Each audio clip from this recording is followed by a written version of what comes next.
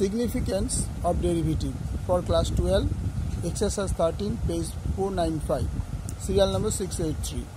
একটি বেলুনের ব্যাসার্ধ 7 সেমি, ব্যাসার্ধ মাপতে গিয়ে দেখা গেল 0.01 সেমি ত্রুটি হয়। তাই বেলুনের আয়তন নির্ণয় করতে গিয়ে দেখি ত্রুটি কত নির্ণয় করতে। মনে করি বেলুনের ব্যাসার্ধ ইকুয়াল টু r একক, তাহলে r ইকুয়াল টু 7 যেহেতু 7 সেমি বলেছে, সুতরাং ডেল আরটা হচ্ছে তোমার ত্রুটি, ডেল আর ইকুয়াল 0.01 সেমি। বেলুনের আয়তন আমরা জানি 4/3 পাই r কিউব ঘন একক, তাই v equal to 4/3 pi r cube ঘন একক। এবার ডিভিডিআর করেছি, মানে ডিফারেন্সিয়েট করবো।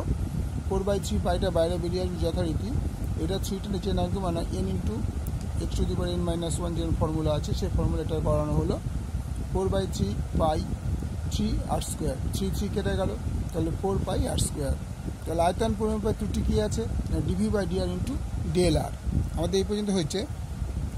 এবার ডিভিডিআর কত পেয়েছিলাম 4 পাই r স্কোয়ার ইন্টু ডেল আর কত পেলাম 0.01। এবার 4 ইন্টু পাই, আর এর বদল কী পেয়েছিলাম 7 স্কোয়ার ইন্টু 0.01 ইকুয়াল টু কত হবে 4 পাইয়ের বদলে 3.142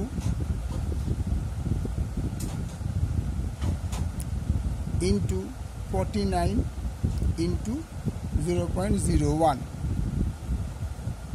এবার আমরা ক্যালকুলেশন করে নিচ্ছি।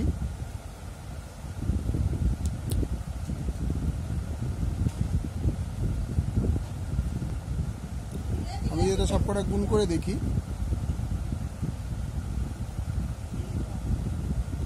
6.1583। যেহেতু 3 নম্বর ক্ষেত্রে 8 আছে, সেই জন্য আমরা এখানে লিখতে পারি 6.16 ঘন সেমি।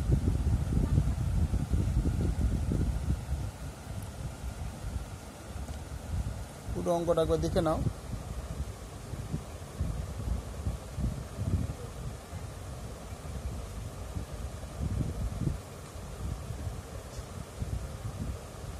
আশা করি বুঝতে পেরেছো।